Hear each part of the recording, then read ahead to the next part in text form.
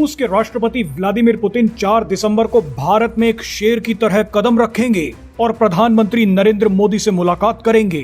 2022 में यूक्रेन जंग शुरू होने के बाद ये पुतिन की पहली भारत यात्रा है।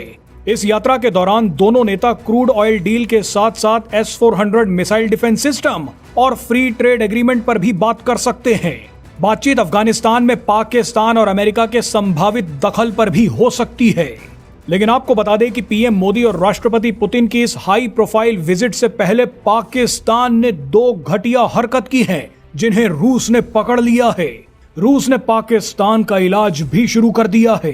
रूस ने सबसे पहले तो भारत के खिलाफ षड्यंत्र कर रही पाकिस्तान की खुफिया एजेंसी ISI पर बड़ा हमला कर दिया।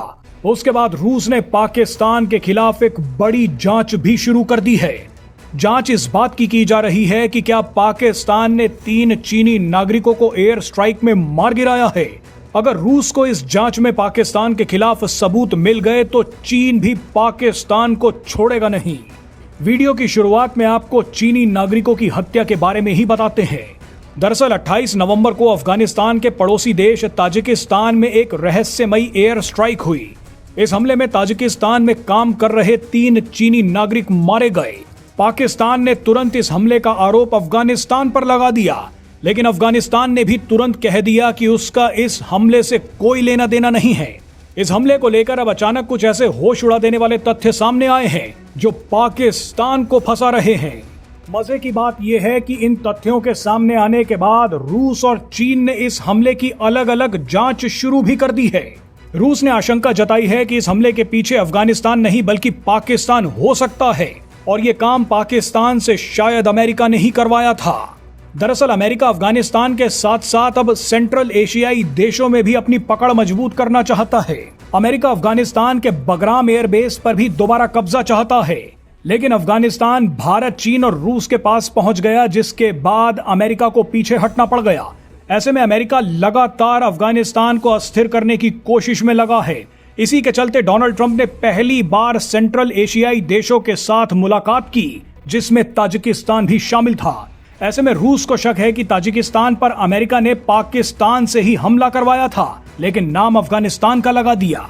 ताजिकिस्तान कभी सोवियत संघ का हिस्सा हुआ करता था। ऐसे में रूस को शक है कि अमेरिका अब अफगानिस्तान के साथ साथ सेंट्रल एशियाई देशों में भी पकड़ मजबूत करना चाहता है, ताकि वो रूस को नई दिशा से घेर सके। ऐसे में रूस ने चीन के साथ मिलकर ताजिकिस्तान पर हुए हमले की जांच शुरू कर दी है। इस हमले में अगर पाकिस्तान का हाथ है तो पाकिस्तान के दोनों हाथ काट दिए जाएंगे। बहरहाल रूस ने दूसरे हमले में पाकिस्तान की खुफिया एजेंसी ISI के नेटवर्क को तबाह कर दिया है। दरअसल ISI रूस के S-400 एयर डिफेंस सिस्टम को चुराने के मिशन में लगी थी। इसके लिए मॉस्को में एक जासूस तक हायर कर लिया गया था।